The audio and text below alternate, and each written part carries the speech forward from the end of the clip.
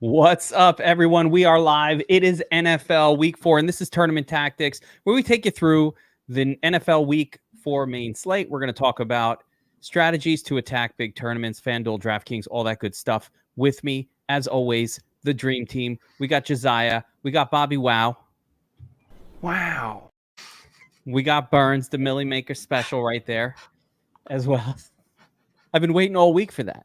Literally been waiting all week to do that. I'm done. That was awesome. I've been waiting too. I didn't know what I was waiting for, but now I know. I've been waiting all week for that. And we're going to take you through the NFL Week 4 slate. It is a great slate, mate, this week. And I'm excited for this one because I feel like as the weeks have rolled on, started to narrow things down a little bit more, starting to sort of, teams are starting to play like you expect. A little bit more, so you can we get a little more predictability going on. But more importantly, the game totals are becoming a little bit more predictive. So for me this week, I'm narrowing down my player pool more and more each week. That's what I try to do. Fewer names, better chance of tournament success. Let's go around real quick and just talk about how did everybody do last week, and what are your thoughts on this week's slate so far, Josiah? Yeah, last week was a solid week. I feel like we had a lot of really good calls. Kenneth Walker smashed. Love that went through. But yeah, it was a good week. It was a fun week. Absolutely. Yeah, we really, week 3 was very chalky, BobbyWow. And do you think that the fact that, for example, the game of the week really came through with the smash? Last week it was Chargers Vikings, right? Came through everywhere you looked. Keenan Allen, Mike Williams, everybody just put up numbers in that one. So the inspiration is, hey, let's go right back to it this week. You have the Bills-Miami game. Do you think that's going to get extra chalky because people are going to chase what worked last week? Yeah, absolutely. I mean, I think that game is going to be the chalkiest that we'll see of the slate. And I think there's some spots to get different that are really, really interesting. So yeah, I'm on board with you, Geek. Week 4 is going to be a lot of fun. Yeah. And Burns, one of the things I keep thinking about just as I'm going through the slate is like, what are ways that we can still get involved with that sexy game, that Bills Miami game, but also get involved like different, be a little different from the crowd. Think of ways that if the crowd is zigging, we're zagging and we're making money. Oh, there's always ways where we can zag, where everybody zigs. But yeah, this is going to be a great week. We already got some knowns in this one. Eckler's doubtful. Eckler is doubtful now? Ooh. Eckler's doubtful. Been waiting on that. Yeah, we got Bryce Young, who's going to be at the helm for Carolina. So we got some things to talk about in this hour and a half. Absolutely. Eckler, that's a great little news nugget. I hadn't seen that as of yet, and I've been waiting on it because one of the things we talked about 2 weeks ago was how different the scoring offense is for the Chargers with Eckler in or out. Eckler sucks up touchdowns like a vacuum cleaner, sucking them up. And it keeps Herbert from smashing. So, these last couple of weeks without Eckler, you saw all of a sudden Keenan Allen. Do you realize that on FanDuel, I know not everybody's looking at FanDuel every week. I could barely look at it on my computer, by the way, because of that freaking glitch they have on their website. But when I do manage to get up, I noticed that Keenan Allen is the second most expensive wide receiver on the slate at this point. Yeah, Mr. No Ceiling has a ceiling now. This guy has a 5-year history of no ceiling, like that history goes back many, many years. So, I think a lot of that does have to do with Eckler and now, of course, without Mike Williams. Oh my goodness. So let's get into the QB position for this week. And of course, I think we should really just start with the basics of, we've got a 54-point total. We got the Bills at Miami. Josh Allen has absolutely smashed this matchup as it's come up over the last couple of years. So, and Tua has not. Tua has been just okay. It's been Allen that's been dominating the matchup, but it doesn't mean that much to me. Josiah, I see my face. That doesn't mean that much to me, but just give me a brief. How are you tackling this game in tournaments, if there's anything unique about it? So I'll start with you, Josiah, and we'll go around the room. How are you tackling this game in tournaments? Obviously, we're going to play some Allen. We're going to play some Tua, or at least yeah. I mean, that's the obvious. We're playing both sides of this. We're playing Hill. We're playing Diggs. I mean, I think where you're getting cute and creative with it is if you're tossing in Gabe Davis on the Bills side of things. And then with Miami, you're going to add in some of those running backs that went off last week. I haven't decided quite yet where I'm going, but I'm definitely going to have exposure to both sides. And then for me, per usual, underdog, 2, I'm going to force a bring back. I like it. BobbyWow, Tua with 2 of. How are we doing this? That's what with Tua. I'm in for that. I think it's kind of interesting. You know, last week we saw there were multiple pieces that were chalk in the big game. This game, not as much. It feels like the top guys, your Diggs, your Hill, they're really, really chalky. But then off of them, you know, you've got some interesting leverage spots, even in the big game of the week. So I love what Josiah said about going to a guy like Gabe Davis, about going to someone like Waddle, who people are going to be afraid to play. I think that's the move if you're going to be playing a bunch of this game. And if you look at correlative factors, names like Waddle and Gabe Davis are actually significantly more correlated to their quarterback than the WR1s for those teams. How about you, Burns? How are you treating this game? I'm in the same boat. I like the WR2s in this one. I like the run game for Buffalo as well. I like James Cook in this one. Yeah, he's going to get vultured by Latavius Murray. We all know that going in, but you know, maybe James Cook can do it through the air with Allen in this one as something different that not many people are going to be on. Yeah, when you look at the defensive matchups here, it is absolutely screaming, stay away from the outside wide receivers and focus running backs and even tight ends. The tight ends did really well for you know how Buffalo never has a good tight end productive day. Well, I'm pretty confident that in at least one of those games last year, like Dawson Knox went off for 20 plus fantasy points against Miami. So it's been an interesting way to look at the chalk game. Is definitely it's not sexy to say it, but to look at some of the secondary pieces. I can't get on board with Dawson Knox. It's really hard to get on board with Dalton Kincaid, but same time, that might be maybe kind of the way to go. So I have clicked the Kincaid name a couple times already. And what you said about Cook, if he just gets a touchdown, he's in the nuts. Like with James Cook, he's been getting all the work. It's looked good. It's just like a touchdown. So I like that play as well. It's a really, really interesting way. For the Tua stacks, I'm kind of thinking, you know, play some Waddle. You know, like if Hill fails, that'll take out a lot of those Tua lineups, and maybe Waddle is taking the touchdowns instead. So I think there's some interesting ways to attack that particular game and just kind of look at it like, all right, if this game still works out, but not how the field thinks, then how does it work out? And look at those different angles for that one. With the big game and the shiny one out of the way, I want to go around the room here and talk about other QB wide receiver stacks that we want to consider in tournaments for this week. And Burns, I'll start with you. You know, there's many other spots here that are viable, and now we're learning with Eckler doubtful. You know, add Herbert to the mix of potential QBs that, even in a non-competitive game environment, which I think that will be, might just tear it up because there's no running back to take the easy touchdowns. Yeah, that's absolutely right. No, you know, Kelly has been in prime spots here. Last week he was in a prime spot, and then the prior week he was in a really bad spot from a metric standpoint against Tennessee. But, you know, volume-wise, he was in the spot where everybody was jumping on board. Well, he's back into that same spot where he's in a really good spot again against the Las Vegas defense that's not very good against the run in pass catching back. So he's on. He has to be a part of your player mix this week, I would assume, simply because of the fact that he's going to be the only guy, and Las Vegas defense isn't very good. So he's got to be a part. But in terms of other quarterbacks on the slate, I know you're in love with one. But I'm in love with him as well. And we talked about him yesterday is Anthony Richardson in that Los Angeles Rams Indy game. And I think I might have just taken Josiah's pick too. I almost want to keep that one a secret because I have been looking around the industry and I'm not seeing the love for A Rich, and that makes me even more excited.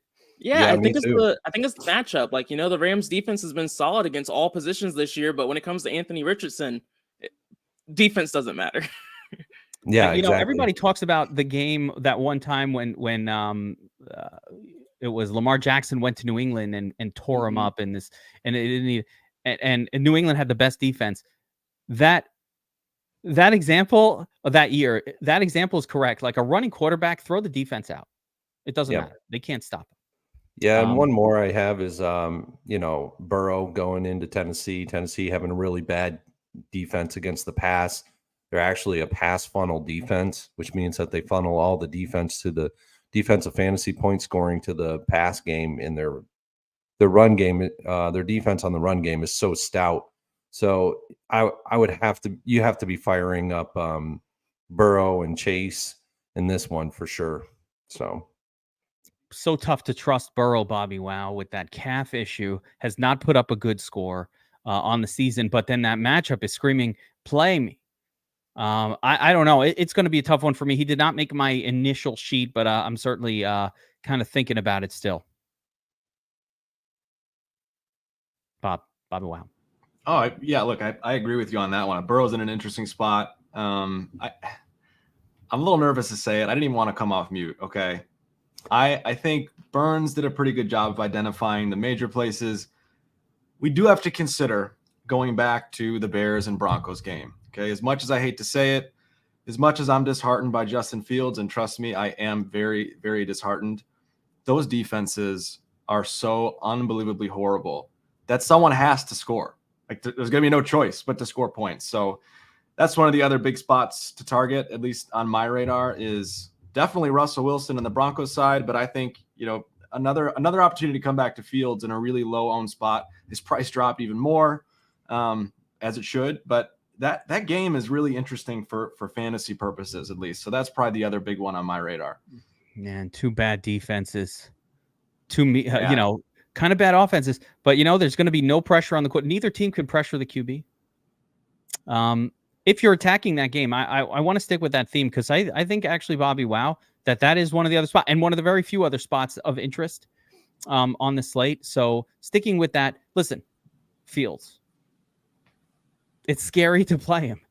We're trying to win a tournament, right? We're trying to come in first. If I'm not first, I might as well be last. It doesn't matter. So Fields showed at some point last season that he could put up 35 and 40 points in a game if the team lets him do his thing.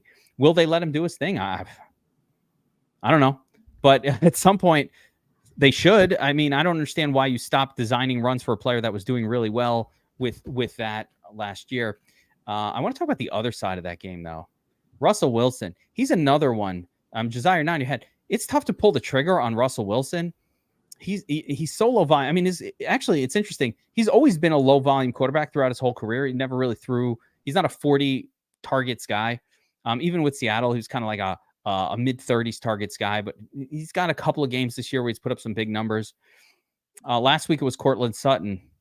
I've got a really sneaky pairing for Russell Wilson. Word is out of Denver that they're looking to work Marvin Mims significantly more into that offense this week. Mims is a Sean Payton guy, right? Sean Payton and his regime drafted Mims. You know who they didn't draft? Anybody else pretty much on that team. And they want to start working him in. He's been making big plays, 3,900. And I'm really excited about Mims this week. I've been looking for sub 4K and below players, and he's now going to be in my mix. Just hearing that news, that incredible matchup, Marvin Mims Jr., BobbyWow. Make it happen. I love it. What about Cole Kmet with Fields? Anyone. I mean, I think DJ Moore at some point, they're just going to say, throw to DJ Moore. Don't care about anybody else. And he's going to rack up a big game. But Cole Kmet's in play. I definitely would not stack more than one player with Fields. If you're going to play Fields, stack them up with one of DJ Moore, Kmet, or Mooney even. But yeah, I mean, if you're playing that game, all three of those guys are in play. I like it. Let's continue focusing on the QB position. Of course, when you're building a lineup, always pretty much going to start with that QB. So, Josiah, any other quarterbacks? We talked a little bit about Allen, Tua, Herbert, now Richardson and Fields, and even Russell Wilson as potential I was ready to talk about Wilson and Fields and was ready for you all to like rip me a new one, but knowing that you all are on board, I'm down with it. I guess the two QBs that we haven't discussed yet that I have exposure to and that I like this week are Jalen Hurts for obvious reasons. He's great. He has upside. He's expensive, but a little bit harder to get to. But the one that could be a little sneaky here is Brock Purdy. Like I've said week after week, this Cardinals defense is hot garbage. And so Purdy has so many weapons that it's pretty easy for him to get there as long as his receiving options can score a touchdown. So he's one guy that's on my radar that we haven't discussed yet. That's the out there guy. Let's stick with that theme, guys. Let's go around the table. Who's your wacky pick this week that's just kind of a little out there? Brock Purdy is a little out there for me. More because it's a non-competitive game. I'm just not sure. But if they throw for the touch, they're probably going to score 4 or 5 times in that game. If they throw for them, all of a sudden Purdy pops. How about you, BobbyWow? You got an out there QB on the slate that maybe is a little under the radar. We weren't thinking about it, but make you go, when you mention him. Yeah, I don't know. Part of me is a little interested in CJ Stroud. And look, I know the Steelers defensive line, TJ Watt is a beast. But at the end of the day, we've said this before on the show, CJ Stroud is chucking the football and his wide receivers are making plays. So CJ Stroud, very cheap. High ceiling, and I think he's the out there guy for me. I like it. I'm actually going to stay on the theme of that game for my out there guy and start thinking of one Burns. I'm coming to you next, but I'm sticking with that game. If I had to get crazy this week, get stupid, maybe I don't know if I'm going to get there, but it would probably be Kenny Pickett. And it's a winnable matchup. Houston's actually been pretty good, but it's a winnable matchup. I feel like Pickett's gotten a little bit better each week as we've seen play. And I like George Pickens. I like the pairing with him. He does sometimes. He has a couple of rush attempts a week. Maybe could get you 2 or 3 fantasy points that way. But I don't know if I'm going to go there. I think it's a little too out there even for me. That's his. The one thing that's going for him is just he's projecting really well based on that 5,100 salary. It's as good as I could figure out. How about you, Burns? A guy that's going like way out there type guy for me, probably because he's under $6,000 in salary, is Stafford this week in that Indianapolis game. They're going to have to keep up pace with Anthony Richardson in this one. So, him to Nakua, and you got Tutu Atwell in that offense. So I like it. And I even like the running game with Kyron Williams as well in this one. So I love everything. I really like that game environment. So I'm on board. It's been years since we've seen Matt Stafford have a fantasy relevant performance, but it's weird because I kind of like the wide receivers on his team. So it's like, hey, if I kind of like one more too, Van Jefferson. Van Jefferson's a guy that he looked like he's finally becoming that somewhat of a number one for that team in their game last week. So I know he's been terrible. He's the silly for the Millie out there pick on the wide receiver side for the Rams. That is definitely some crazy talk.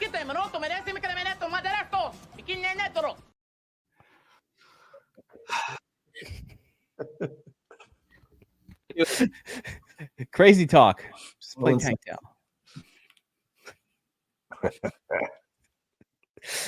All right. Those little clips throw me off my game. Like I just find them so funny that I can't even remember what we were talking about anymore. And then it ruins it. All right. I like that though. I'm not sure I'm getting to Van Jefferson this week, but I do love that game, BobbyWow. I love everything about it. And so I don't think there are any other quarterbacks that I really even want to bring up here. Yeah, one QB that we talked about, their ownership is surprising me a little bit, is Tua. It looks like he's going to be around 3 to 4%. Is that surprising you all at all? I don't buy that. It is too early. We have to not look at ownerships. I keep every time I look at ownerships at this part of the week, I'm just like, I feel like we're looking at things that just change so massively. Like if Tua is only going to be 3%, I'm going to have all Tua. Yeah. What? That would be bananas. I'm gonna cut this slate down for a second, and like you could just play Allen and be good, or play Allen and Tua, and you're good. And then if you need to add another one in, like I said, Richardson, and you're good. Everybody else to me is a little bit out there, a little bit weird, a little wacky. I'll give you Herbert. I'll give you the Wilson stuff in the tournaments, but like for the most part, you should be focusing on that one game that has a 54.5 point total when every other game is 48 or below. So let's take the low hanging fruit, guys. All right, shifting over to running backs for NFL Week 4.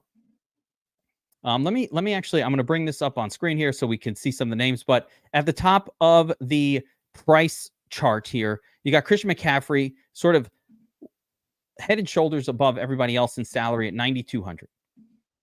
Needs to return 36 plus fantasy points to make value in effectively what is a non-competitive game where the 49ers are massive favorites. I personally don't like that kind of a play in tournaments. He's a cash game guy for me. I think you're probably going to get like 23, 25 out of Christian McCaffrey, which, you know, you guys could rip on me. Geek said not to play. I didn't say not to play. I'm just saying I don't think he can return tournament value. Are you guys CMC in tournament? And don't take my opinion and roll with it. Like, what do you do with CMC here, Burns? He's in your mix, but like, is that somebody you're trying to prioritize? You can lock in probably 20 points here, but I'm not sure you're going to get the 40 that you need. But you might. Do we know anything about Deebo Samuel and Ayuk being out this week? That is a great question. And I think it was Ayuk looking like he could play.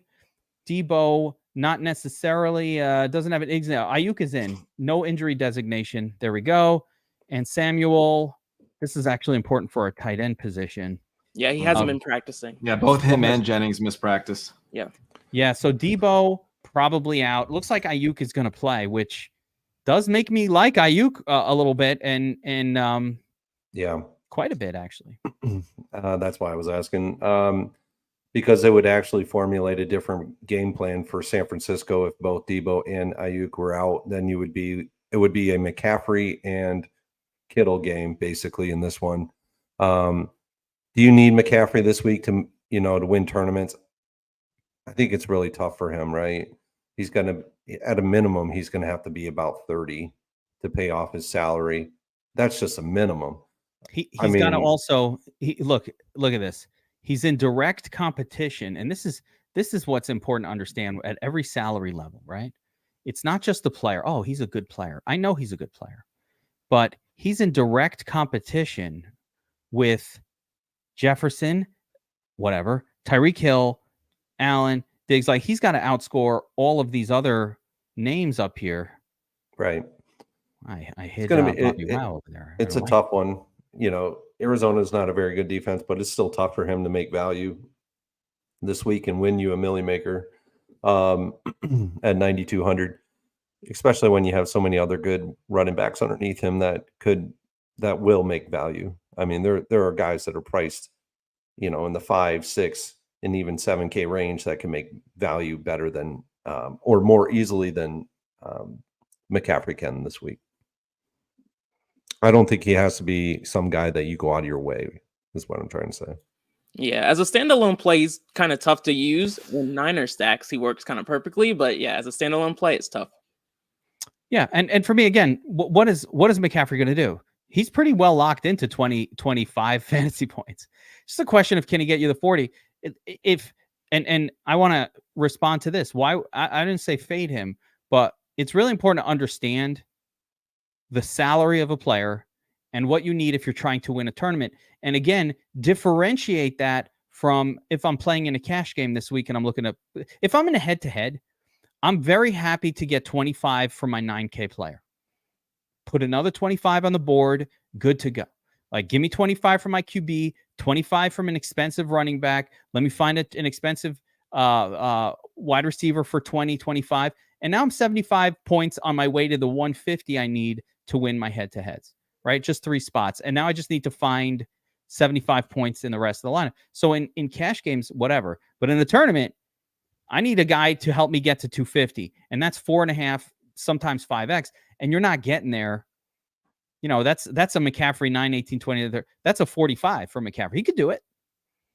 But, if you're the 49ers and you're blowing out the Cardinals at home, are you really putting your Lamborghini out on the field, or are you going to take out the old Honda Accord and let her smash up the middle. You know, you got some bangs in it, some dents, some bruises. You don't care. It's the Accord. It's the old Accord.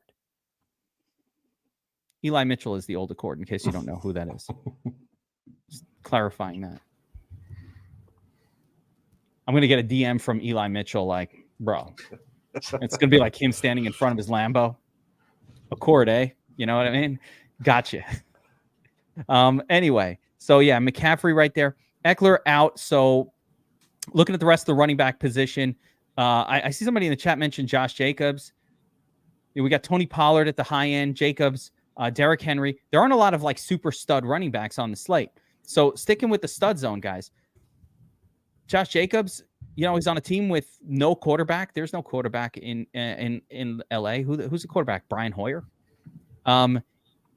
The thing he has going for him is if they're keeping up in the game, it's probably because they're just leaning heavy on Josh Jacobs, I guess. But I don't know. I don't hate it. What do you guys think there? That's a player that he didn't make my list, but I don't know. It's a no for me. I'm not a huge Josh Jacobs believer. I mean, he had a great year last season, but feels like he's reverting back to the Josh Jacobs of the majority of his career. And I think the reality is the Raiders probably end up in catch-up mode, and Jacobs might get phased out of the game at some point. So not my favorite.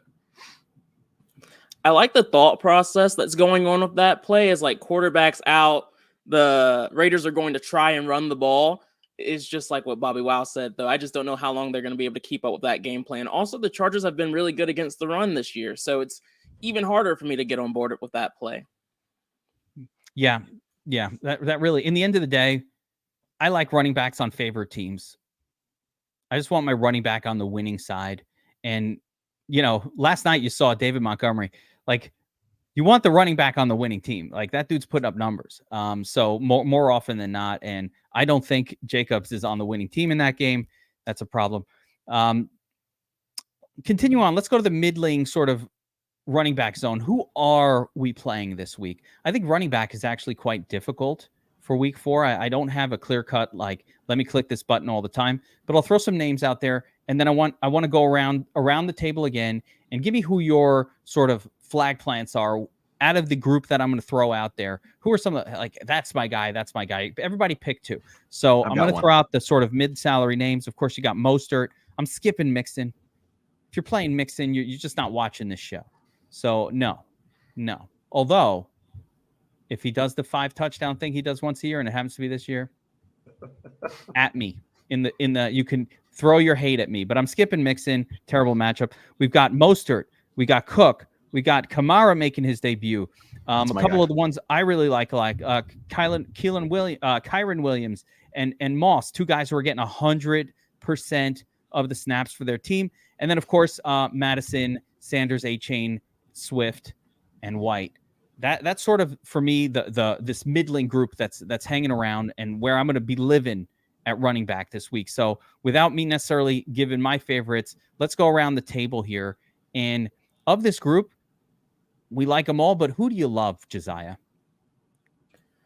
I have one guy that I'm really not excited about. I'll start off with that. Zach Moss. With Anthony Richardson coming back, we really haven't seen Zach Moss be as involved with the offense when Anthony Richardson has been going off. It's totally possible their game plan changes since Moss has had a lot more success recently, but I feel like quarterbacks tend to play the same way they keep playing. So I'm not as interested in Zach Moss of him being super chalky this week. In this mid-range, there's not really anyone that's popping for me. I have some guys a little bit lower that I'm more excited about. I like that. How about you, BobbyWow? Who are you high on? Who are you low on? I'm high on Alvin Kamara. Okay, and I know it's his first week back. A lot of reports about him having some fresh legs. Tony Jones Jr. is his competition right now.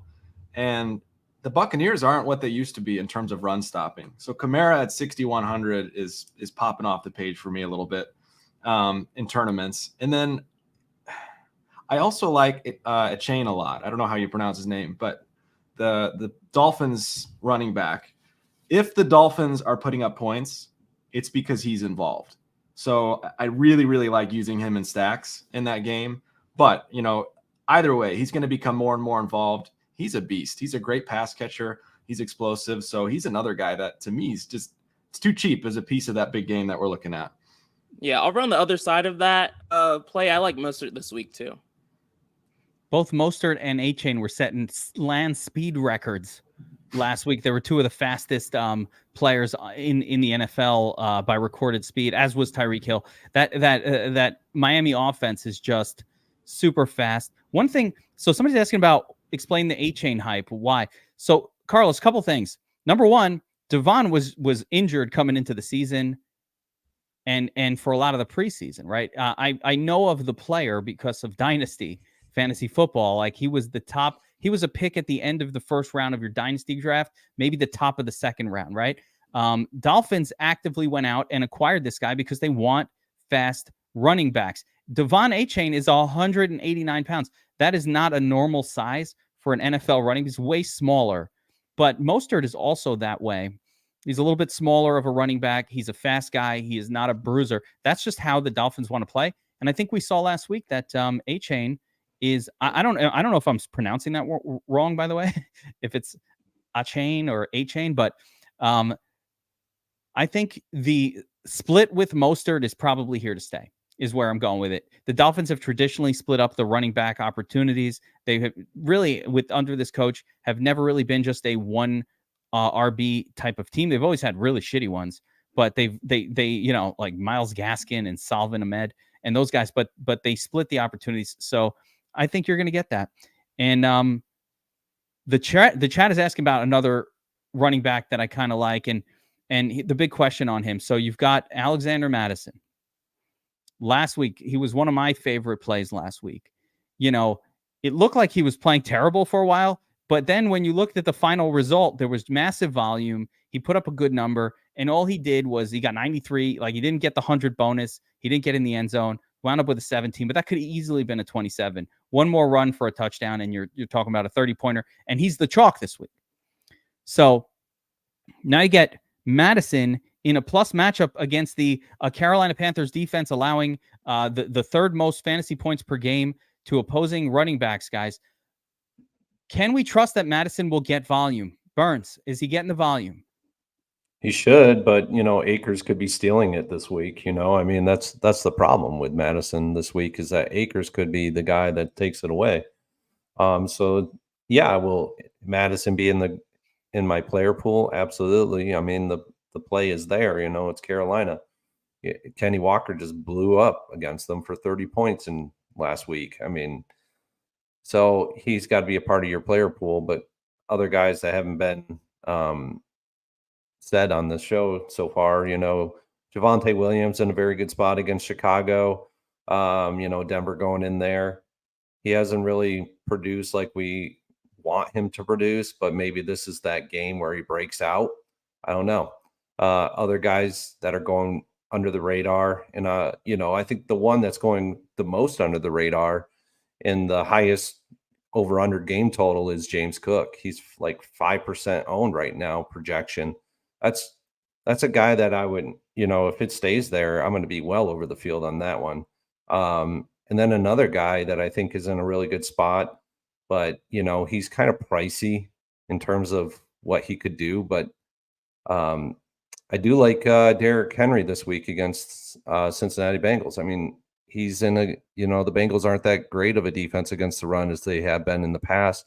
And he could actually put up some really good numbers in this one with Burrow and company on the other side, putting up the passing numbers. So if Tennessee's winning that game, Derrick Henry is the reason they're winning.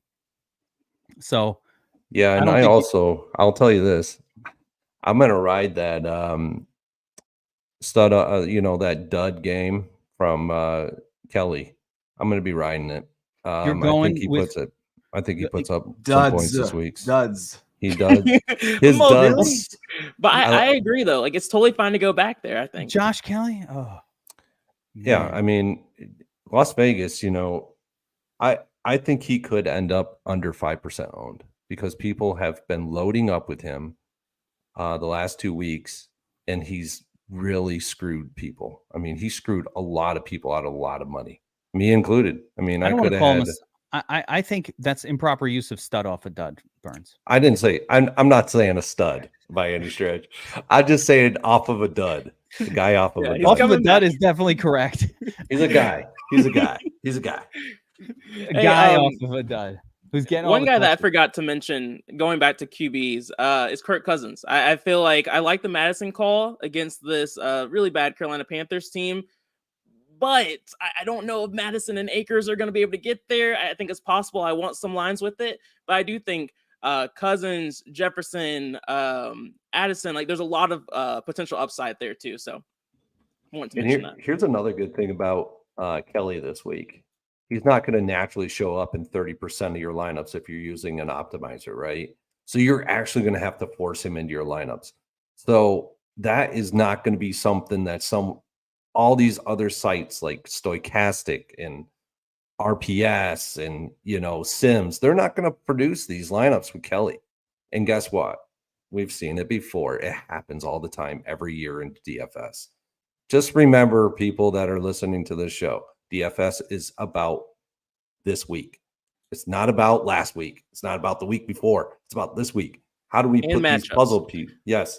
And how do we put those matchup puzzle pieces together to win? The field, though, is much more about what happened last week. So keep that in mind. And as you're keeping those things in mind, hit that like button if you're enjoying this breakdown. Make sure to smash it, share it, tell a friend, do what you got to do, subscribe to the channel, all that good stuff. Do it now. I want to go back to you, BobbyWow, and the Kamara play. I feel it's under the radar a little bit for this week. It always feels weird to play somebody coming back from having not played yet, right? You don't know what to expect. But, it's not like Kamara's been out with an injury. He did have a training camp. And so he was there for training camp. He is in shape, supposedly. Do you think that, this is one of those spots? I mean, Tampa's not exactly like a great run defense to target, but it's Kamara, and he's relatively inexpensive. Do you think he gets the targets of Jameis, little check down? How does he do it? Look, I think for me, it's going to depend on who's playing quarterback. If Jameis is in a quarterback, I'm less interested in Kamara. If Derek Carr's playing, which it looks like he's going to play, then Whoa. Derek Carr looks like he's going to play? He's questionable. Okay. We're trending optimistic for Carr, and if he's in, I really, really like Kamara. I'm with you on this, Bobby. He's talked him up all offseason. Derek Carr loves his running backs. He loves using them in the passing game. And again, we talked about it. 6,100 is too cheap for a guy like Alvin Kamara. Love that he's fresh. Love the spot. I'm not afraid of the Bucs at all. So yeah, to me, it's all systems go if Derek Carr's in. I like it. I like that I followed up with that and because normally I don't love Winston with, he's not a check down type of quarterback, or he hasn't been as much of that. He's more just willing to sling it. So, but with Carr in there, Carr is definitely, obviously we saw the big year from Jacobs last year with Carr. I think for me, so as we're talking about the running back position, and Star-Lord's dad had a good question. Who's your highest owned? But let's turn that, who's your highest owned player, Star-Lord's dad. But we're going to say, what is your highest owned running back going to be this week? And let's go around and you tell me, of all of now that doesn't, you don't have to go 50% or more in your tournament mix, but who's the one that you're going to have the most of this week? Let's go around. I'll start with you, Shark Lab. I think a guy that's naturally just going to make a lot of my lineups at probably 35-40%, maybe even a little bit more, is going to be Kyren Williams this week. I just really like the game. It's got a great game environment on both sides of the ball. So I'll definitely be having him. I might even be mixing and matching with secondary stacks with him and Tutu Atwell and Nakua in this one. So because the offense just goes through those three guys. And I mean, Jefferson's starting to make his mark a little bit, but it's still going through Tutu Atwell and Nakua. So yeah, no, I like that. And definitely Kyren 100% snap count on a team that wants to run the football. That's always a nice thing to see. How about you, BobbyWow? Who you're going to be? Give me your highest owned, most likely. Obviously, it's Friday. We still have time, but as of right now, yeah. Just caveat that I'm not going to go crazy on a running back, so I'll have a decent spread here. It's probably going to be Kamara for me. Honestly, I know I've talked him up. He's probably going to be my highest guy. Might only end up being 25%, but he'll be my highest. I like it. How about you, Josiah? Yeah, I'm just so glad you talked about Carr potentially being the mixture there. I was envisioning Winston, and I was just like, I don't see it. But yeah, no, I totally feel you. I like Kyron, like you said. Burns. I think for me, Miles Sanders makes sense. With Bryce Young playing, he's totally fine checking the ball down. Also, this Vikings team has been pretty solid against running backs, but I just like Miles Sanders' targets. He's been getting a ton of targets, and I feel like it makes a lot of sense here for him. I like it. I'm just going to weigh in with nobody really mentioned Swift so far, so I wanted to make sure that Swift was mentioned. I like Kyron Williams quite a bit, though. I love the volume he's getting. I like Moss. And then I think my out there one, because no one mentioned it, is going to be Swift a little bit. Swift is not getting – I don't want to confuse anybody into thinking Swift is like 70% running back guy. Him and Brightwell or Gainwell are pretty much 50-50 split. So, but Swift is just better. So when he's in the game, it's just exciting. He's such a fast, exciting player. He's like the Miami running backs. They don't need 25 touches. More often than not, you can get him 15 to 17 touches. That Eagles team is going to score frequently. So that's how I'm going. Rick, that is the morning game. So that is a separate standalone game. Jaguars are playing in London. Got to acclimate yourself to fried foods when you go to London. A little fish and chips. You play with a heavy stomach over there. The Jaguars have that advantage over the other teams. They're not used to that British food out there. They're playing One other guy that I'll mention, just as a punt play, if you want to get crazy, is Khalil Herbert. I don't love it, but he's 4,700. He's the cheapest viable running back to me. And I love Roshan Johnson for the Bears. I think he'll be a starting running back at some point here. But Khalil's the number one guy, and he'll get some run. As long as the game stays close, which I think it will, Khalil is going to get some run, and he could smash touchdowns in just like we saw Montgomery do. So under the radar punt, give me Khalil Herbert under 5K. You don't love it, Bobby, but I do love it. Like everyone's all over Javonte Williams, and that's fine. I get it. And we've been picking on this Bears defense all season, but it's really been Denver's defense that's been god-awful this year, especially against the run. I think Khalil Herbert and maybe Rashawn Johnson can both have some decent upside here. So I do like that a lot. So tough with those two because you don't know which one's going to be the prime guy. And it's, they've been splitting, and it's just tough to know which one. Like even right here, you're winning down 45-3. That's the problem. Yeah. I mean, I'm not expecting another Miami situation where everybody gets 4 touchdowns. So, right. It's like, which one? And that's what I was like, just go with Fields. I think he's a running back too. So you might as well take that one. It's a punt. I like that you mentioned Javonte Williams. If we could get even the slightest hint from Denver that, hey, we're gonna cut Javonte loose a little bit here, let him do his thing, I'd be really excited to play him in this matchup.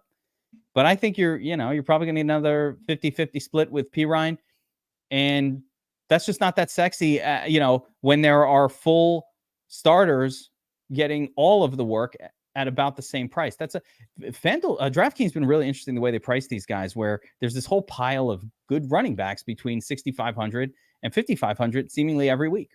Yeah, that's the crazy thing about Williams is that it's not even a 50-50 split. There's Pirine, there's McLaughlin that they're mixing in there too. Whereas with Herbert and Johnson, it actually is a 50-50 split, and they're cheaper. So for me, it's a pretty easy choice. Technically, it's a 33-33. Yeah. 33 split when you add Fields into the mix. And that's part of the issue, right? Like, that's part of the issue. If they let him run this week. Hopefully. There we go. All right, guys. Let's move on to the wide receiver position, NFL Week 4, right? And right at the top of the list here, you've got Justin Jefferson in what I consider to be a nondescript matchup at Carolina, not really one that pops off the page. Then, of course, Tyreek in the game of the week. Tyreek, you've got a massive gap between Tyreek and then Diggs, who's going to be probably peppered with targets. He's been peppered with targets all season, averaged a 39% target share last week. It's been crazy for Diggs. He's at 8,100. And then, of course, Diggs outshining a couple of interesting plays here in the sevens, like Jamar Chase, who might go a little under the radar, but he's been targeted like crazy. And is in a spectacular spot, or Keenan Allen, who's also in a spectacular spot. No Eckler means another week of Allen domination. And then, of course, some less descript spots down below. So I think wide receiver is really fascinating to start the week off. And in the stud zone, so here, of course, we're going to play Tyreek Hill. And of course, we're going to play Stephon Diggs and all these guys. But are you kind of trying to limit them to lineups built around that game? Are these one-offs for you guys? Like, if you're playing Diggs, you might as well just have Allen in there, or no, or Allen or Tua, or no. I'm going with this in all my lineups. You know what I mean? Same thing with Hill. Certainly Hill with Tua is going to be a good stack, but are we playing Hill just as a standalone piece? Do you have any thoughts on that? I'm not this week. Standalone? No, yeah, you're just standalone play, no, but in stacks, yes. Yeah. Bobby? Yeah, I'm probably the same, but I don't like to limit myself like that. But I don't know that I'll have a ton of Hill anyway in deep tournaments. So interesting. And expand on that. Tell me why. I don't know. I just think there's guys below him that could match his score. And if anyone could limit Hill, no one can shut down Tyreek Hill, but I think the Bills could get creative and certainly limit his upside a little bit. So my guess is he ends up 20+% owned by the field. So that's my thought there. But he's a phenomenal play. I just don't believe in the idea of keeping one guy to a stack only. So that's where sometimes my concept is there are certain players that I feel like if I'm playing them, it's only in the stack, primarily because I have so much of that quarterback that if they're failing and that quarterback is failing, I'd rather have those failures tied together so that the other lineups in my run, so let's put it like this. If Hill is having a horrific day, there's probably a reasonably good chance that Tua is not smashing, right? He might have an okay day, but he's probably not winning us the tournament this week. So yeah, and I'm like Bobby too. I don't force that rule. Like, I don't make it happen, but ideally I don't see Hill in lineups without Tua. It will happen naturally as just that makes how sense, Geek. Yeah, it's much more of a natural thing that will just happen where, if I'm starting a lineup with Herbert, Keenan Allen's probably in it. So I've already chosen my expensive wide receiver, and I don't have space for a Tua, or I might want to go with, an expensive running back in that kind of lineup. How about you, Burns? Yeah, I mean, if I get him in, if he naturally just happens to get into my lineups, it was kind of like last week. If he had naturally happened to get in my lineups, so be it. I'm just not going to target him. He's getting to the point where he's becoming extremely expensive, where paying off his salary is going to be more and more difficult every week. But there's other guys that I like equally or as more. I mean, Jamar Chase in a really good matchup down in Tennessee. There's just other guys, now with Eckler being out or he's in doubtful status. I mean, Keenan Allen just becomes a really great play, even at almost $8,000 in salary on DraftKings.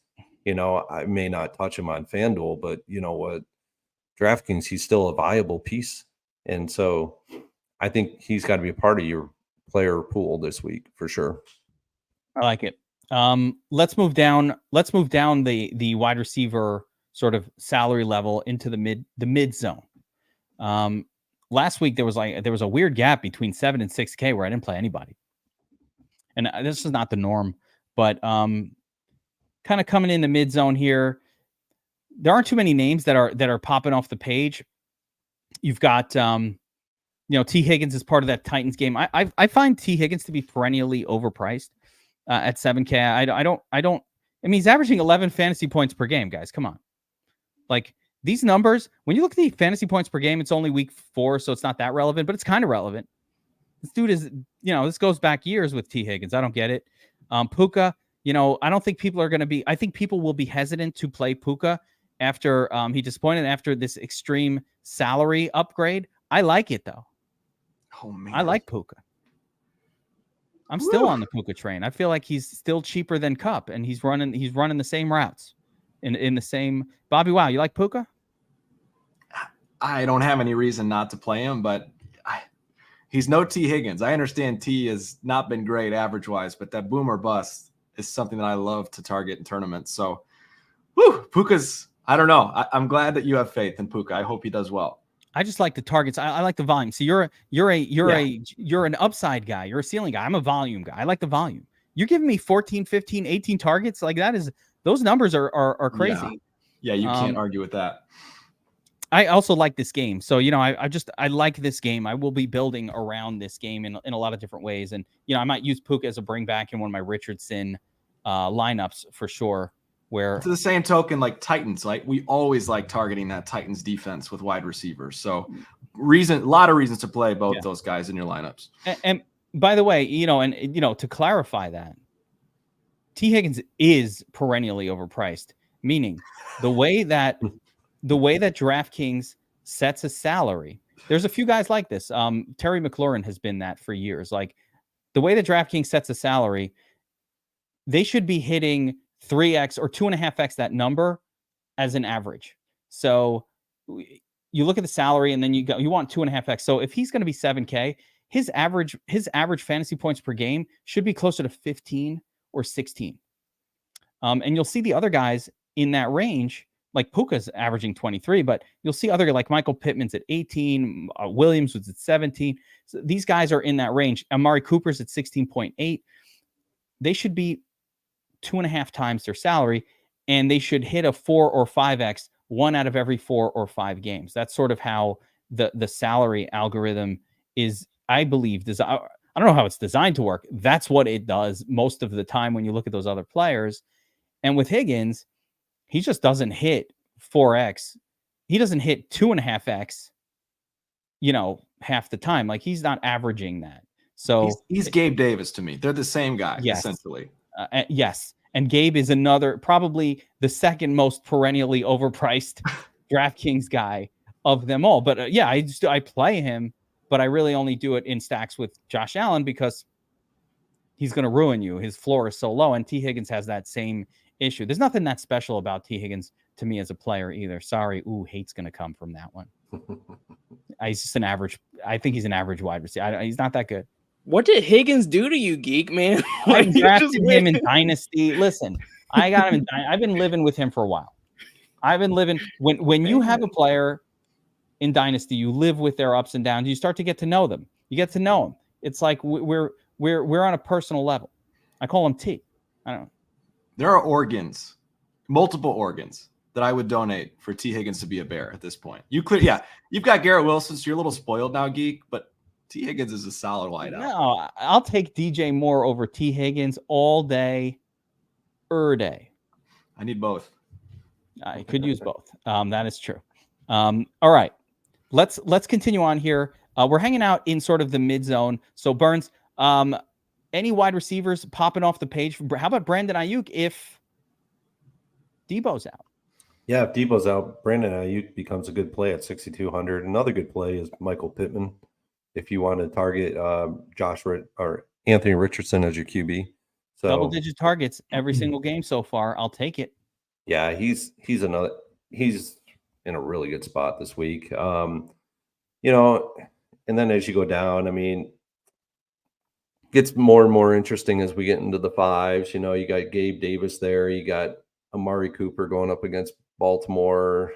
So there's some interesting plays, but I would stick with Pittman and Ayuk in this range for me. And if you need to go up a little bit higher, Nakua, and then you got some guys that we talked about with Higgins too. Yeah, I mean, just looking through this group here, obviously Ayuk I think Amari Cooper's in a sneakily good spot, better than I think maybe perception is for him. Josiah, you're nodding. I like that. Yeah, Baltimore's a team you want to attack with pass catchers, not necessarily running backs.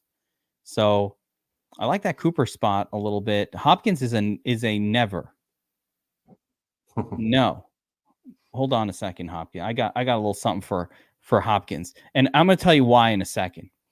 But Nuke, this is coming for you. Hold on. Oh yeah. This is for Nuke. I'd unfriend you. That's not how it works. Yes, that's how it works. He's out. No yak. This dude he reminds me of late career Larry Fitzgerald. I love Larry Fitzgerald. I like Nuke also as a player, but The guy's got no yak. He's catching it. He's got like 5 yards after the carry on the season. He's not going anywhere. He can't pile up yardage, and the team doesn't throw enough. It's a recipe for an overpriced name brand player that is not going to most weeks give us a ceiling. No ceiling, BobbyWow. No ceiling.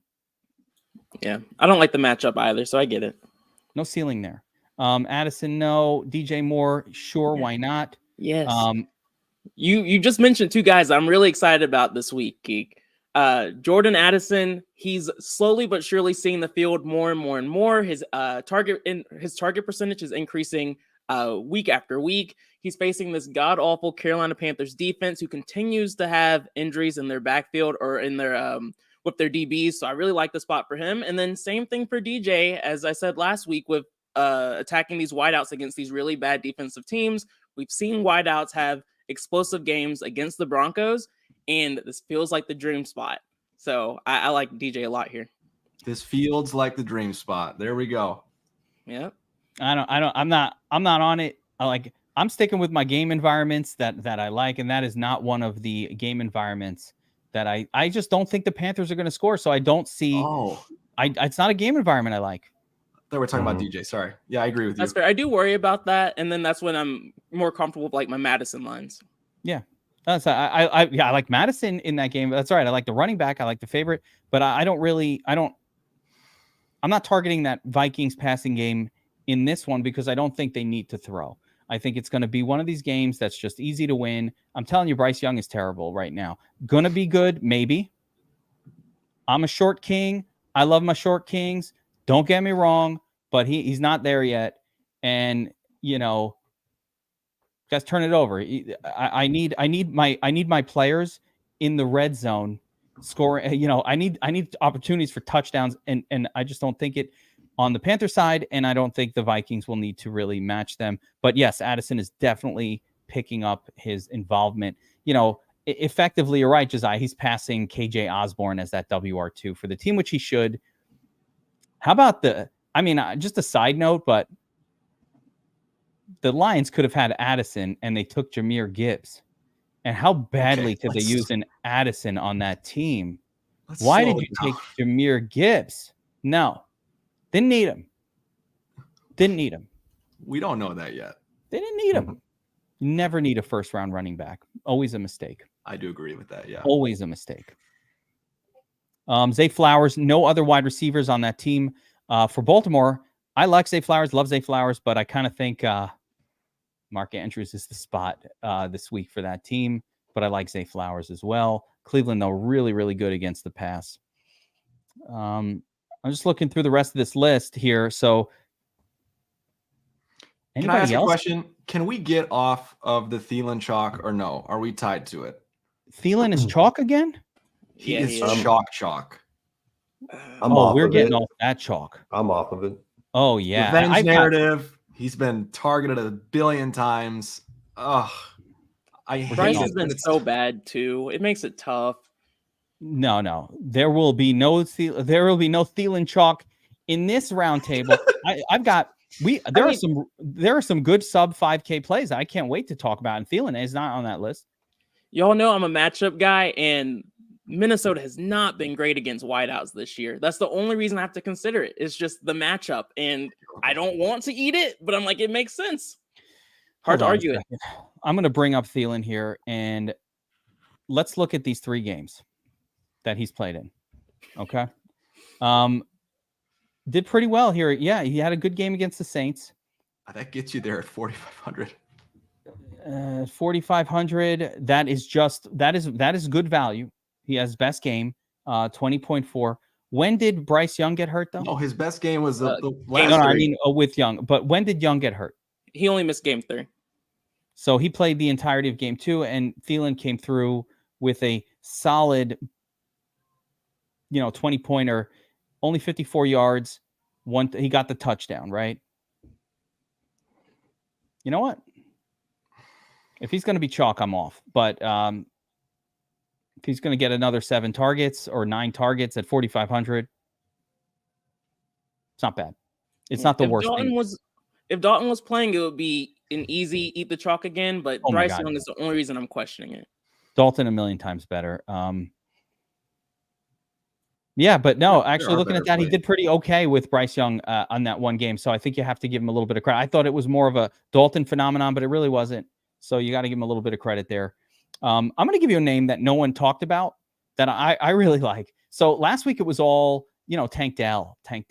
Don't say Bobby Trees, please. No, I'm not saying Bobby Trees. That dude Thank is God. dust. Bobby Dust.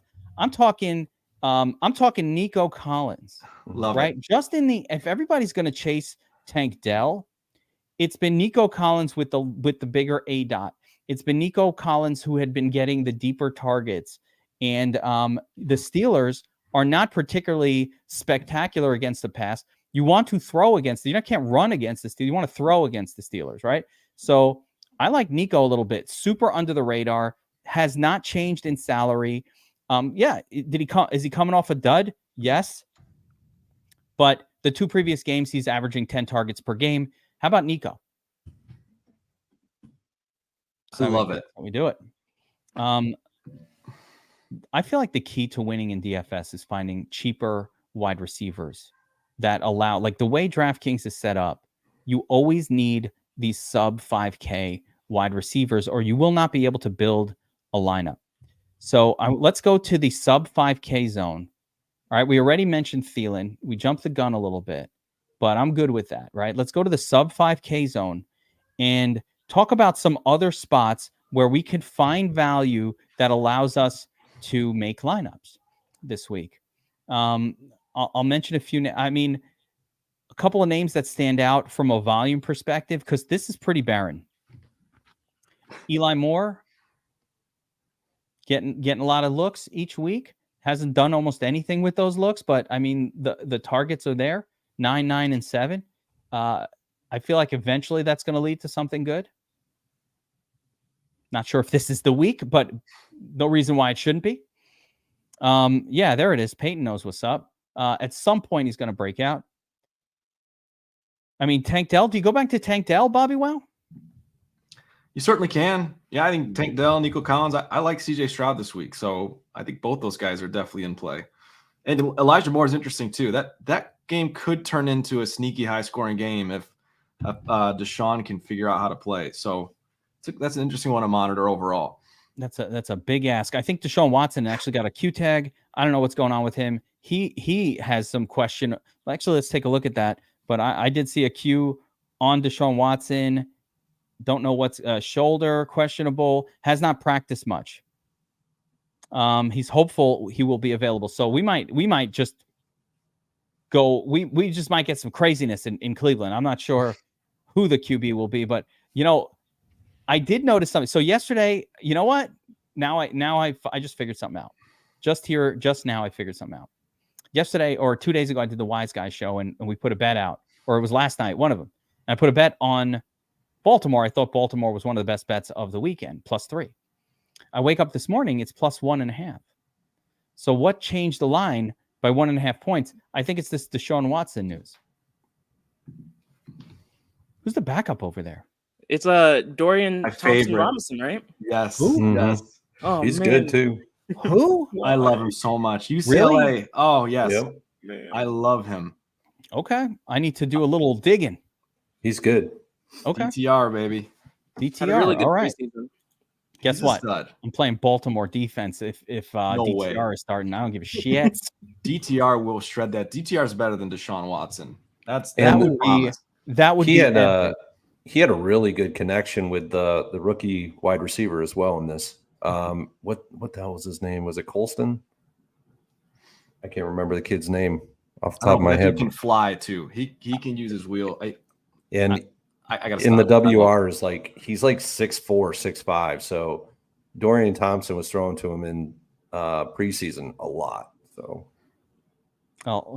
and that guy's like 3K on DraftKings. Cheers. This is we're diving deep here. If DTR is a running quarterback, though, I might have some 4K salary interest in him if he is 4K right now. I do want to address this question, Schwa. Can we address what are the scenarios where you should play a QB naked? Meaning, what is the scenario where a QB should not be stacked with one of his pass catchers? And I've got 2 answers to this, and then I would like your guys' opinions as well to go around. So one situation is if Taysom Hill gets the start for the Saints ever, you could just play him without, and he's stone min. You could just play him. It does not need to be stacked. So I would put Tim Tebow in that category as well. You know, Timmy T and Taysom Hill, right? Beyond that, you should always stack every quarterback. I have never seen a situation where it wasn't a better idea to stack. I actually have a crazy scenario where you might not stack someone. I have 2 as well. All right, so I want to hear this, but like for the most part, 90, even a running quarterback should be stacked with at least one. But the crazy one for me, BobbyWow, and I want to hear if this is the same as you. Every once in a while, a QB is so expensive that and is such a spread the football around quarterback. And we mentioned Pat Mahomes as the current version of one of those quarterbacks where you can just play Mahomes at this point without a stack. And I think that's okay to do. Bobby, is that where you were going with that? Yep. I think number 1 for me is a guy who spreads the football a bunch, who's expensive. Patty Mahomes is a perfect example of that. And then 2 is running quarterbacks, but not just quarterbacks that can move. Quarterbacks like Justin Fields, who can put up 20 points just with his rushing. So he probably fits both those categories anyway. But yeah, I'm in the same boat, Geek. That's a good call out. Like if you felt the need with Richardson this week, you could probably just play that guy naked. Just unstack him. It's fine. I'm going to stack him, but you could do it without the stack is what I'm saying. Yeah, and maybe the better point is you don't have to force stacks with like 3 different pass catchers, right? Like Richardson, it's Michael Pittman for me. I'm not going to Kylan Granson. Okay, I'm not going crazy. Even though he don't have to force other guys either. Josh Downs? I like not Josh for me. That's all I'm saying. You don't have to always force multiple guys. Yeah. That's my other point. Burns, we were talking about this on the Millie Maker breakdown, but it has not been double or like nope. Generally QB +1 is all you need for taking down the largest of tournaments. I've actually found that the heavier stacks are actually better for smaller contests where you don't need a perfect score to really win it, because the more constraints you put on your lineup construction approach in a giant GPP, the less likely you are to accidentally fall on the right mix of players. Yeah, absolutely. I'm always QB +1 personally, but I do kind of going back to last week, like you said, Bobby, forcing stacks is not optimal. Last week I did Jared Goff +2. It really just took 1 with Laporta, and there were some regrets and some mistakes made there. So learned my lesson. In fairness, even though Goff was in the Millie Maker winning lineup, Josiah, I don't think you made the wrong call, because that Millie Maker winner did not win because of Goff's score. Like Goff did not produce if Goff is scoring. So I'm going to counter that, because I don't think you did the wrong thing. I'm going to counter it with Goff didn't produce a tournament winning score. If he got you the 35, he probably was going to drag somebody else with him beyond Laporta. Do you know what I'm saying? Yeah, that's true. Because he got a 19. Like he was in the nuts just because that dude that lineup was crazy, but he didn't produce that score. So I do think that it's not horrible, but we're finding that double stacks is just not necessarily what wins anymore in the giant contest. So I don't know. We got off the point there a little bit. Let's get back to this, because we were talking about we're in the cheap QB wide receiver zone. So let's talk through some of these less expensive options. Is there anybody? So I'm going to throw some names out there. Tyler Boyd at 4,100. Yeah. Palmer is one of my favorite plays on this entire slate. I think Palmer with Eckler out is almost a must play. Somebody asked earlier, like, who are you going to be super heavy on? Are we? I mean, is anybody else going super? I'm going to be very heavy on Palmer. BobbyWow, you like Palmer? Yep. Yeah, he's in a really good spot here. I didn't like it as much like I said, when Eckler's sucking in all the touchdowns. I think it hurts these kind of plays. But with no Eckler, I think Palmer's great. 4,100 opens up a lot. 4K, I mean, opens up a lot. Going under 4K. I was mentioning before when we talked about Russell Wilson, but Marvin Mims is 3,900. If you look at what Mims has done, look at the, you know what he reminds me of? 2022 Jahan Dotson. Jahan Dotson was getting but he's scoring touchdowns like crazy, big plays, and then like a couple of weeks in, or at some point they were just like, you know what, we gotta throw to him more because he's doing great, and he ended up having a pretty great season overall. Marvin Mims was doing this, these were 2 targets, 23. You're like, that's bullshit, right?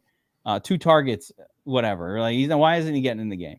Well, now the coaches are saying, listen, we got to work him in more. We're going to work him in. He'll be a big part of the plan, and et cetera, et cetera. So at 3,900, I kind of like Marvin Mims quite a bit here. Anybody that you guys looking at here at 4K and below that I didn't just mention? Only other guy is Quentin Johnson from the Chargers. Rookie, maybe not quite ready, but we'll find out. Yeah, just dart throw. Burns, you got anybody down here that's popping for you? Well, you already said Tyler Boyd. I mean, that's a really good game for him. For him to be popping off. I mean, Irv Smith is hurt for this one. Tyler Boyd is going to patrol the middle of the field for the Bengals. Yeah, I forgot to mention the lack of tight end is probably good for him. Yeah, so I like Boyd this week.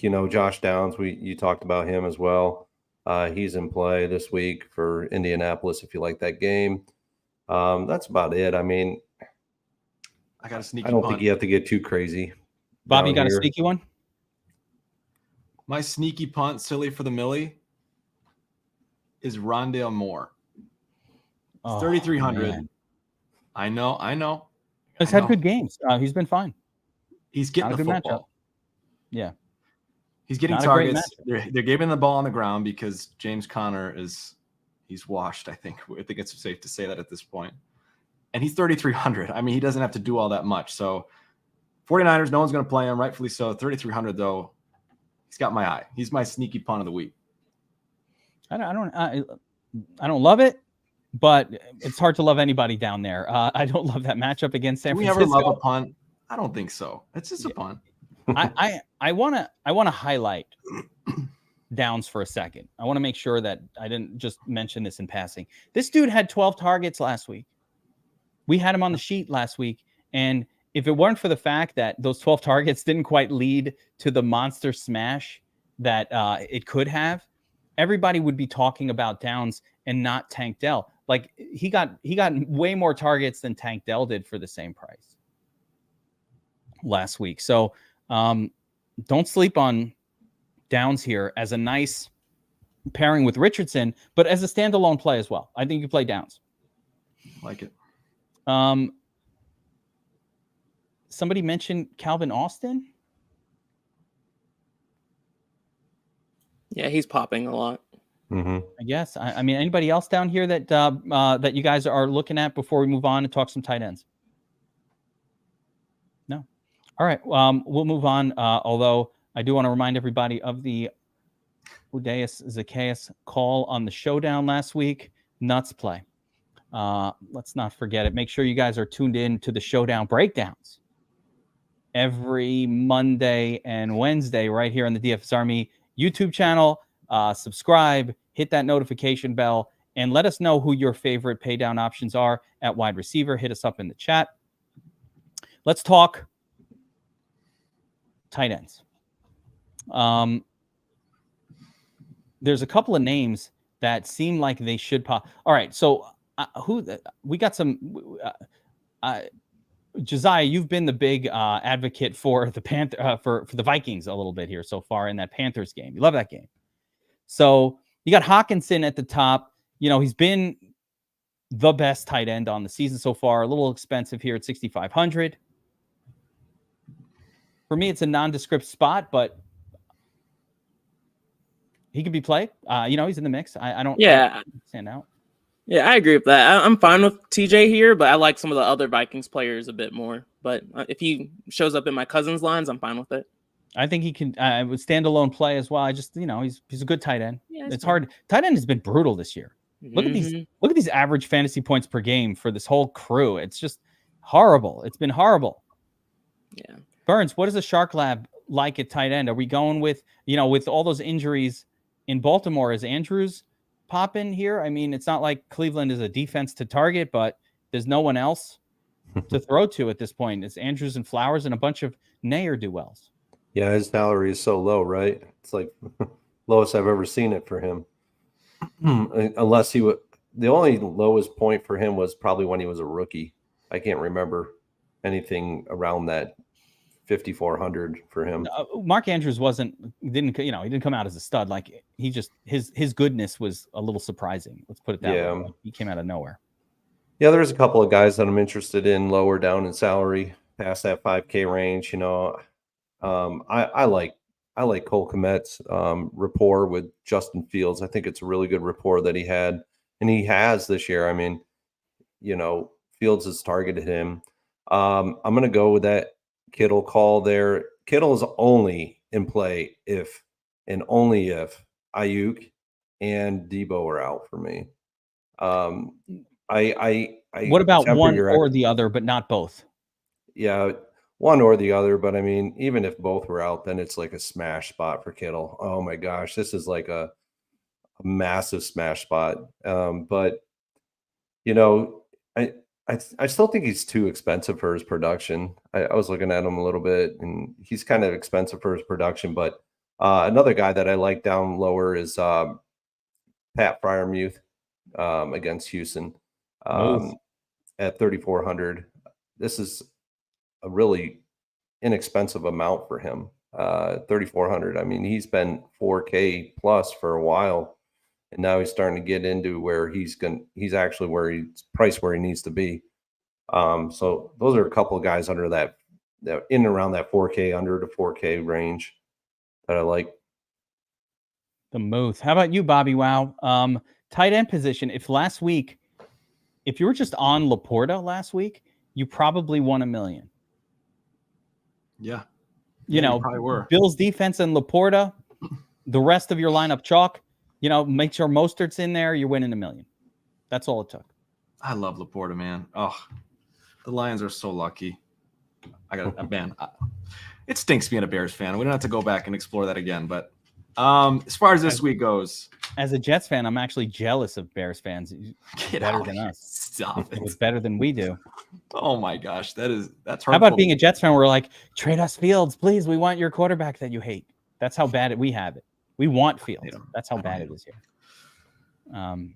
But tight end position. Get it right. Win the money. To me, I don't know how you pay up this week. I don't know how you justify paying up at this point. I know it's not that expensive, but the difference between a guy like TJ Hawkinson and David Njoku or even Dalton Schultz, like that 3K is going to make a huge difference at the wide receiver position. So I like being in that kind of 4K range. Dallas Goedert had a bunch of targets. He's been really consistent this season. Man, I think Dalton Schultz is due to pop. I really do. With how often CJ Stroud throws a football, it feels like it could be a Dalton Schultz game this week. And so that's probably the cheaper tight end that I'm targeting a lot. But there's so many guys within this range that could put up a solid score. So for me, it's just I'm not paying all the way up this week at tight end. It's a freaking disaster. Josiah, you got a tight end you could lock button for me? Yeah, it's an interesting week. Vegas has not been great against tight ends so far this season. And of course, the Chargers, Parham has gotten some decent touchdowns this year, but I'm hoping Everett, this is a good spot for him. He's on the field more slightly. He's had more targets this season. So this feels like a nice sneaky spot for Everett against a team that's just bad against tight ends. I got nothing. I have nothing at tight end to share.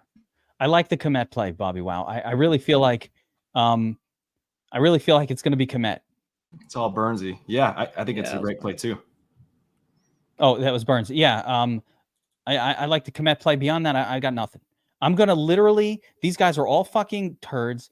And you know what I'm going to do? I'll have some Kincaid. Don't feel good about it. Feel horrible. But I'll have some Kincaid because the tight end destroyed Miami in one of their games last year. I liked Kittle. That's right, McNasty.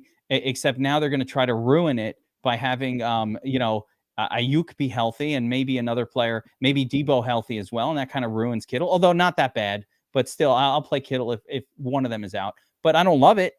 Turd Ferguson on Dallas. I like the Muth call, but I think I'm just going to mix it up. I don't see myself having a lot of any of these guys. I'm going to mix it up and hope that I accidentally land on the Laporta of this week. P.S. So happy I got Laporta in a bunch of my dynasties. That's what happened when you had that second round pick and you missed on Kincaid and you're like, it's pick, 2.4, 2.5 and just got Laporta. I kept thinking about how just the Lions produce to the tight end position, no matter who the tight end is. And it's coming true. And it's a reminder that teams that produce to a certain position group continue to produce to that position group as long as the player that's dropped in there is serviceable. And you see with Buffalo, they don't produce to the tight end. What do we get? Crappy tight end production, regardless of how good the player is. So it is really, really interesting in that way. So let's talk defense. And I have a core defense this week that I'm loading up on. Last week it was the Bills. Burns revealed it during the Millie show.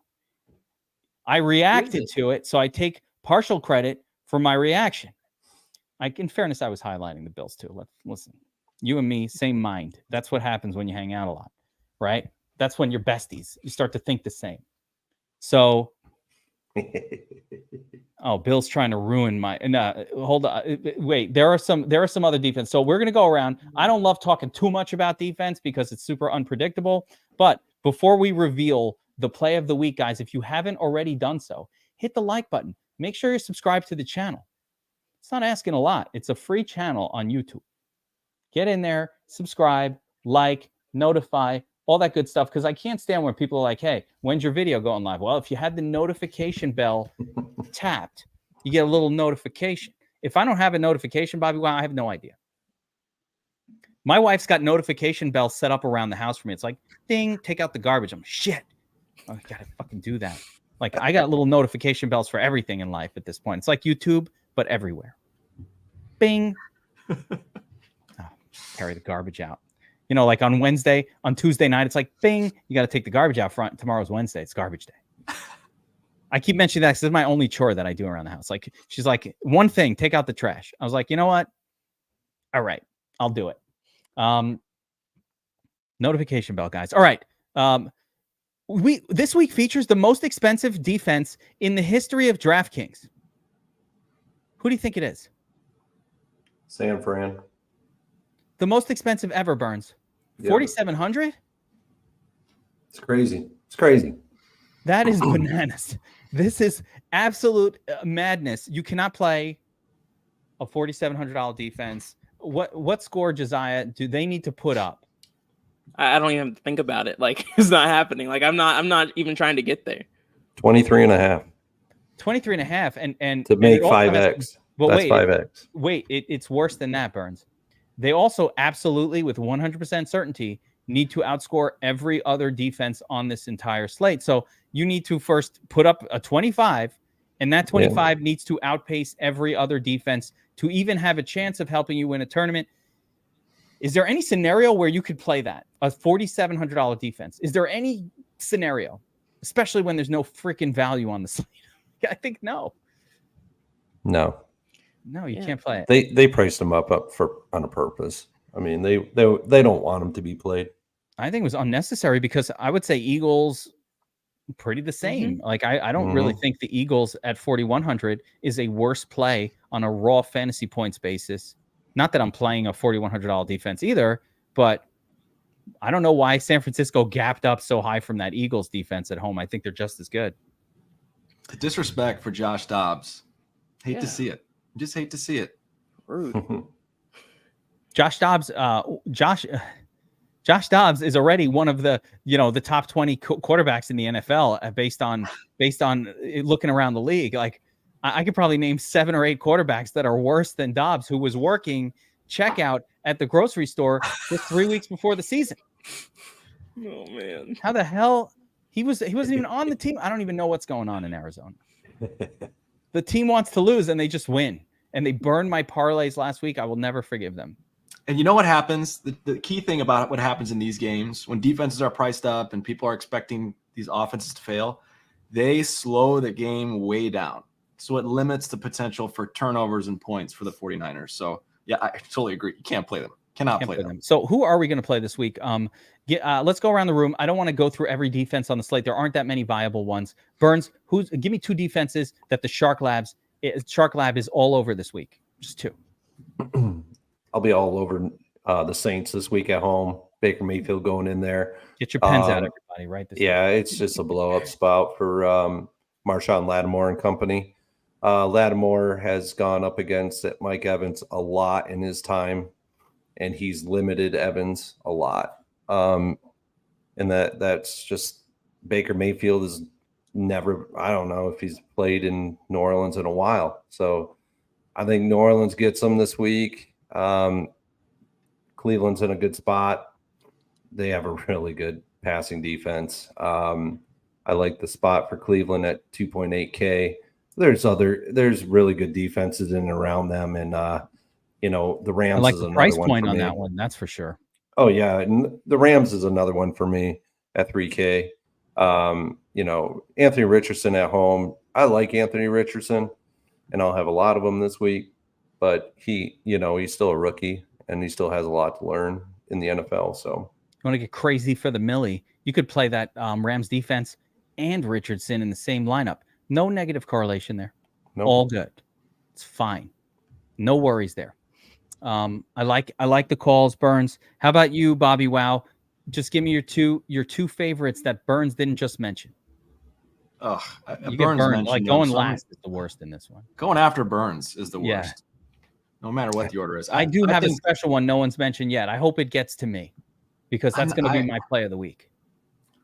I won't mention it because I can't wait to hear it. For me, the one I'll mention is the other side of the 49ers game. It's the Cardinals. Punt defense this week. The Cardinals have looked surprisingly good. They shut down the Cowboys, which, look, I don't know how much we can really glean from that. But at the end of the day, their line is getting to the quarterback. They're piling up sacks. They're getting turnovers. And you don't need much at that price in a game that's going to be very, very slow paced. So that's probably the defense I want to call out. The Cardinals, if you're looking to punt. You make me anytime you picked the cheapest defense on the card, you made me happy. I love it. Just like why? Because even if they get a 4, they were the cheapest one. Like you still leave yourself in position. They didn't get outscored by anybody cheaper. That is locked in, 100%. I like it. And yeah, they have played pretty good. Josiah. Yeah, I love the 2 defenses that Burns called out as well. I'm taking some shots, getting a little weird with the Broncos and Bears, just 2 offenses that haven't looked right. I think that can be interesting. And then I know who your team is. They're my 3rd defense, so I won't mention them. Don't ruin it. Don't ruin Won't ruin it. The only reason people are watching for that tease. I learned that at Connecticut School of Broadcasting that you have to give the audience a tease that's coming at the end. And then they stick around for it. I didn't actually go to the school, but I watched a YouTube about the school. Is it in Bristol? There's like 20 of them, and they're not just in Connecticut. It's just called that. They're all over. Okay. It's like it was on the same commercial where you learned to HVAC, plumbing, it's all part of that thing. So it's kind of like Phoenix or some crap like that, right? Yeah, I think they're everywhere. But Geek didn't even go there. He didn't even go. I never went. You think if I went there, I would be this sloppy on these podcasts? Be freestyle rapping during the show. Here is the teaser defense of the week for me. The Chargers. All right. No one's thinking about the Chargers, but they're going up against who? Kevin O'Connell? Brian Hoyer? Brian Hoyer was terrible like 5 years ago where he started for the Patriots. Okay. BobbyWow, these are not NFL quarterbacks. I want to target inexperienced neophyte quarterbacks with my defenses. The same reason that I like the Rams, even though I like Anthony Richardson as a standalone play, because my guy can rush for all those touchdowns, but he's still going to turn it over. I want defenses. Even the problem with some of these other teams, I play the Vikings. as well, but 3,500 is a little spendy. But I'll play the Vikings as well. You're going to get 2 turnovers from Bryce Young in that game. So as terrible as their defense actually is, who cares? You got a rookie quarterback. You got a young, inexperienced quarterback. They're going to make mistakes. And I got to keep it below this. I want to pay up for the Eagles. I mean, if the money's there, I don't think that's a big stretch. But I liked all the choices here. But my sneaky one for this week is going to be the Chargers. I don't think that the field will play the Chargers. I don't think they're thinking that way. Great call. You don't think of the Chargers as a good defense, and they're not. But I don't care. Give me Brian Hoyer. That's all I needed to know. They've got enough weapons, though, even as it is. Jimmy Garoppolo's not going to play, but even if he did, he stinks. I'd play them against Jimmy. That's a great call, Geek. I'm not playing them. If Jimmy plays, I'm out on that, though. In fairness, Jimmy's so bad. He's not that bad. He's fine. He's very handsome. First of all, what is it with quarterbacks and being handsome? You ever notice that quarterbacks are unusually handsome? Oh, no. I'm not saying Peyton Manning, although I think he's handsome, but like, you ever notice that quarterbacks are weirdly handsome? Like Jimmy G looks like Superman out there. I'm like, this guy's out there. He looks like the image of the perfect male. Every time I see him, I'm like, this guy is, no wonder they made him the quarterback. You don't have to be that good. If you're the best looking guy, they're like, you should be the quarterback. Could that be a thing? The Carr brothers, like, what the hell's up with the good looks? If Jimmy Garoppolo and Mike Glennon were wearing a head cover, like a mask, and we're on a football field, you couldn't tell the difference between the two. That's all I'm going to say. He looks good, so he gets a little boost in the perception of him, but he stinks. Come on. I'm confused by the good looks. I'm like, no, he's too handsome to be bad. I mean, look at Tom Brady, good looking guy. Anyway, all right. Let's wrap it up. I learned something new about the Peyton Manning thing, Geek. Did not know you thought he was attractive, but there we go. Yeah. No, here it is. Here's what it is. That's what people were sticking around for right there. When you see a less good looking quarterback, they had to get there with a lot of skill. Because the natural inclination of the coach is like the best looking kid, that's the quarterback. Have you seen Anthony Richardson? He looks like a god. Like, you're like, what? Who chiseled this man? Did Michelangelo come down and chisel him from iron? Like, these guys are good. 16, Geek. All right, we're gonna wrap it up there, guys. Good luck this week, everybody. Subscribe to the channel. I will be back with the Players Club VIP insider only podcast where we build lineups together. Last week in the Players Club, every lineup that we built during the Players Club ended up in the cash. Every single one. It was a record because we built about 9 lineups during that show, and I don't build them so everybody copies them. But like, if you just switched out, like a Kincaid for a Laporta in one of those lineups, you were taking down a milli. So we're gonna be back with the Players Club. Get your Blue Moons ready tomorrow, 1:00 sharp. Be there, and of course, we've got a Sunday morning game, a showdown. So much action this weekend. Make sure to check it out. Sign up at DFS Army if you are not already signed up. I just found out, guys, that our big promotion that we were supposed to shut down on opening weekend is still running. So code NFL 23, I believe it is knocking off 15% off the VIP price. I didn't even know. I was yelling at people in the back in the admin. I was like, well, how is this still happening? Why are people still getting this deal? But it is still open, and they're like, we're keeping it until Sunday. So if you haven't signed up for DFS Army, you have until Sunday to get 15% off the dues. VIP is $79.99. It comes with the optimizer, everything that we do. And 50% off, that brings it up under $70 for every sport. Every other site is $70 for football only, guys. We cover everything, and you want the NFL only, it's like $35, optimizer, all that good stuff. You got to get signed up at DFS Army. I don't know what more to say. I don't know. Yeah, I mean, the Discord too. Talk about the Discord is worth it enough, right? The Discord is fire. I mean, the nonstop. It's a community. I love it. I love being a part of it, and I love that you guys watch this show and make DFS Army awesome. So thank you for doing that. We will see you guys at the top of the leaderboards. Good luck in NFL